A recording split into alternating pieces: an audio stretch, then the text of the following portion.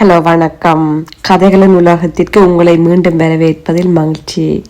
நான் இன்றைக்கு பெருசாக ஒன்றும் கதைக்க யோசிக்கல. நான் என்னத்தை ஒரு விஷயத்தை யோசிச்சேன்னு சொல்லிச்சேன்னா, நீங்கள் ஒரு கற்பனை பண்ணிக்கொள்ளுங்க. உங்களுக்கு ஒரு குரல், உங்களுக்கு விருப்பமான ஒரு குரல் உங்களை வழி நடத்தி கொண்டிருக்கின்றது. அது இன்றைக்கு ஒரு வெள்ளிக்கிழமை வேற. அந்த குரல் உங்களை வழி நடத்தி உங்களோட வாழ்க்கையில் நல்ல விஷயத்தை செய்கிறதுக்கு, நீங்கள் நல்ல விஷயத்தை முனைகிறதுக்கு, நீங்கள் நல்ல ஒரு ஆளாக மாறுறதுக்கு அது உதவி செய்து கொண்டிருக்குதுண்டா அது உங்களுக்கு இவ்வளவு சந்தோஷமா இருக்குமென்று யோசிச்சு பாருங்கோ. அப்படி ஒரு குரலாக இருக்கிறது தான் நான் விரும்புகிறேன்.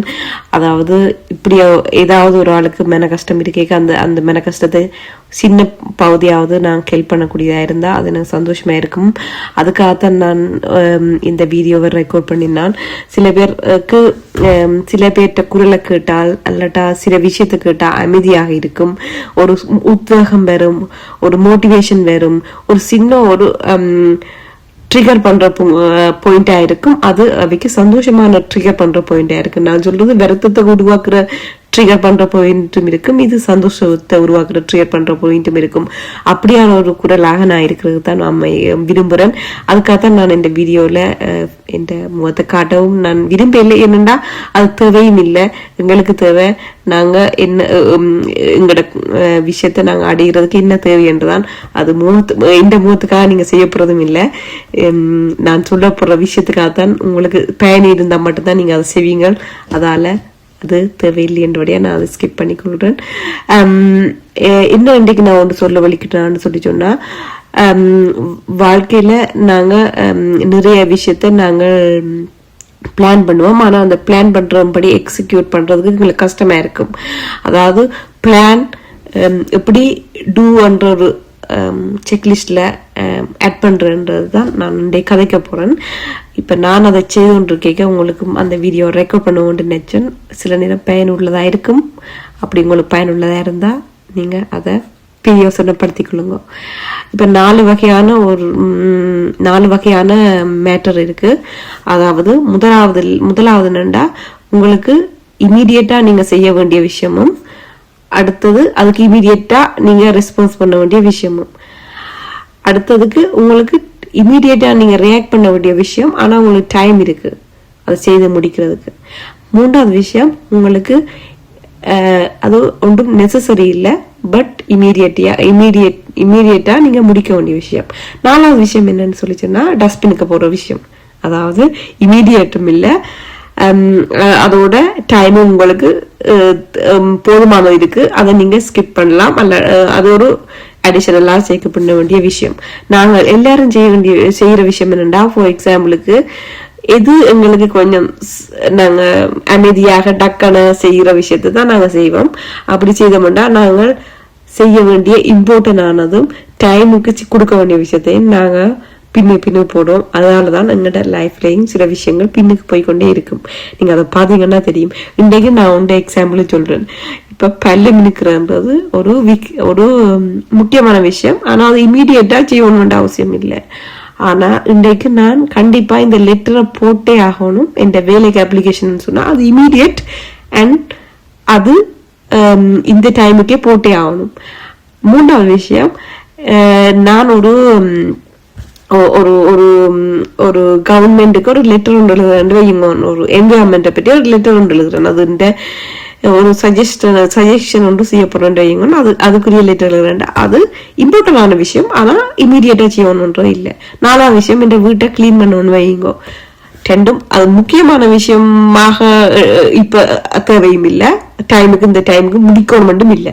ஆனா நான் என்ன செய்வேன், முதல் இந்த மைண்டுக்கு சொல்லுவேன், முதல் வீட்டை கூட்டணும், கிளீன் பண்ணணும். அது பிறகு நான் என்ன செய்வேன், ரெண்டாவது விஷயமா என்ன செய்வேன் யோசிப்பேன் சொல்லி சொன்னா, ஓகே நான் இப்ப இதை செய்வோம், அந்த என்விரான்மெண்ட்டுக்கு கவர்மெண்ட்டுக்கு ஒரு லெட்டர் எழுதுறாது.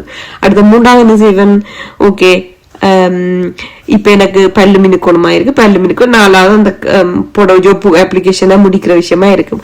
அது எவ்வளவு பெரிய ரோங்கான ஆர்டர்ல நான் செய்திருப்பேன். அதால எனக்கு என்ன நடக்கும், எனக்கு கிடைக்க வேண்டிய ஆப்பர்ச்சுனிட்டி அப்ப அந்த நேரம் பறிபோகும். இதே நான் சொல்ல நினைச்சேன்னு சொன்னா ஏதோ மெட்ரிக்னு சொல்றது 4 மெட்ரிக்ஸ் சொல்றது இது பயன்பாடு என்னன்னு சொல்லி சொன்னா உங்களுக்கு தரப்படுற எல்லா விஷயத்தையும் நீங்க உடனடியாக முடிக்கணும் இல்ல, நீங்கள் அதை ஒருக்கா மைண்ட்ல யோசிக்கணும். இது முதலாவதா முடிக்கணுமோ அல்லது 2வது கேட்டகரிக்கு இருக்கோ 3வது கேட்டகரிக்கு இருக்கோ அல்லது அது நெசசரி என்ற கேட்டகரிக்கே இல்லையோன்றதை நீங்க யோசிக்கணும். அதை நீங்க அதுக்கு தான் ஒரு சிம்பிளான எக்ஸாம்பிள் சொன்னான்.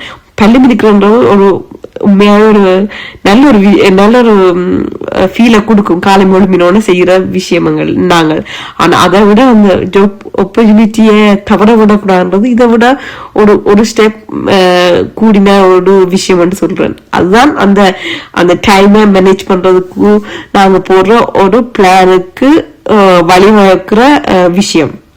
அதான் பள்ளி மிதிக்கிறதுக்கு முன்னுக்கு அந்த ஜாப் ஆப்பர்ச்சுனிட்டியை தக்க வச்சு கொள்றன்றது இம்பார்ட்டன்ட் நான் உங்களுக்கு சொல்லிக் கொள்றேன்.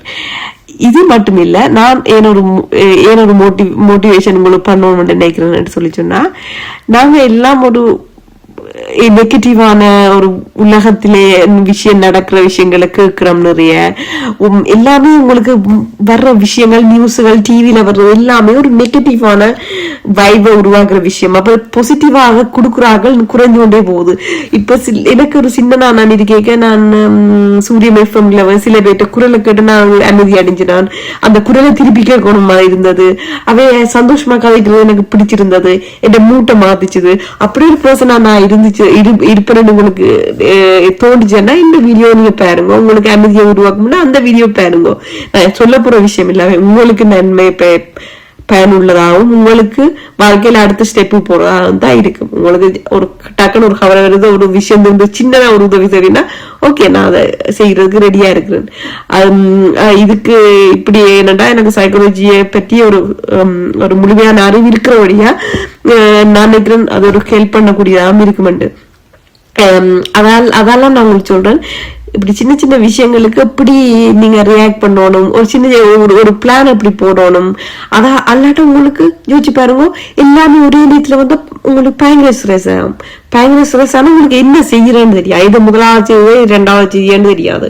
இப்ப அதுக்குதான் நான் சொல்றேன், ஒரு செக்லிஸ்ட் போடல நான் காலமே என்ன செய்யறா 4 குளம் போயிட்டு 4 குளத்துல இப்படி நான் உங்களுக்கு சொன்ன மாதிரி எல்லாத்தையும் போட்டுட்டு இப்ப உங்களுக்கு வீடியோ செய்து கொண்டிருக்கேன். அது உங்களுக்கு பயனுள்ளதா இருக்குமென்று நான் நினைக்கிறேன். நல்லதே செய்வோம், நல்லதே நடக்கும். பாய், see you next time.